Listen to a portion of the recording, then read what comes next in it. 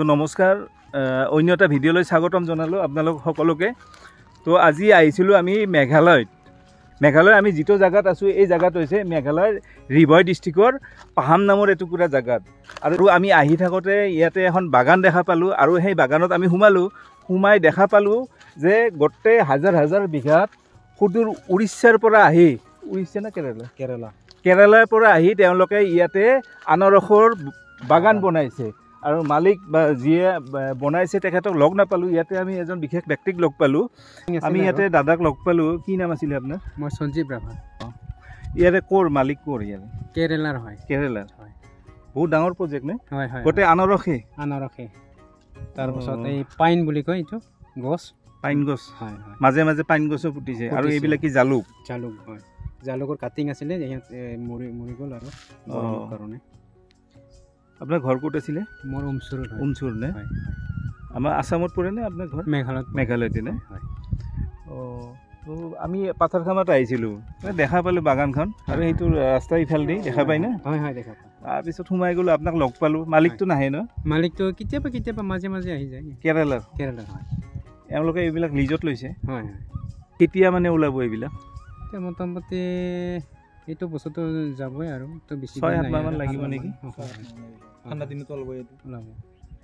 যিবিলাক ডাঙৰ গছ আছে নহয় সেইবিলাক আগত ওলাব। তেওঁলোকৰ উন্নতি নহয়, আমাৰ হ'ব। আপুনি কওকচোন, ক'ত কেৰেলাৰ পৰা আহি পেলাই ক'ত মেঘালয়ত কি প্ৰজেক্ট বনাইছে আনাৰসৰ, ইমান হাজাৰ হাজাৰ মাটি পৰি আছে, তেওঁলোকৰ চকু লাগি গৈছে। তেওঁলোকে কি ৰবৰ খেতিও কৰিছে ইয়াতে?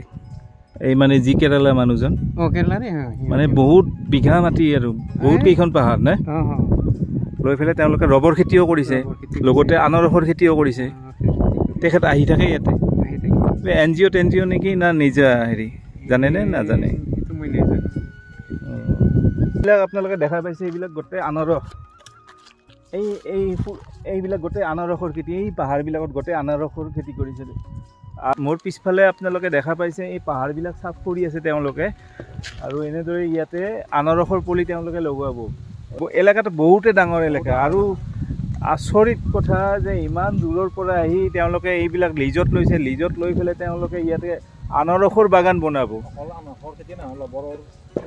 গোটেই ৰবৰৰ খেতিও তেওঁলোকে ইয়াতে মানে লগাইছেও কিছুমান জেগাত, আৰু কিছুমান জেগাত লগাবৰ কাৰণে তেওঁলোকে এইবিলাক চাফ কৰি আছে। পৰিৱেশটো খুব ধুনীয়া পৰিৱেশ। নেচাৰাও দিছে ইয়াতে, নেচাৰা আছে, জালুক আছে, আনাৰস আছে। এই ৰাস্তাটো হৈছে এইটো ৰাণীৰ পৰা একদম ডাইৰেক্ট শ্বিলং যাব পাৰি। এই ৰাস্তাটো গোটেই পাহাৰবিলাকত আনাৰসৰ খেতি। এইবিলাক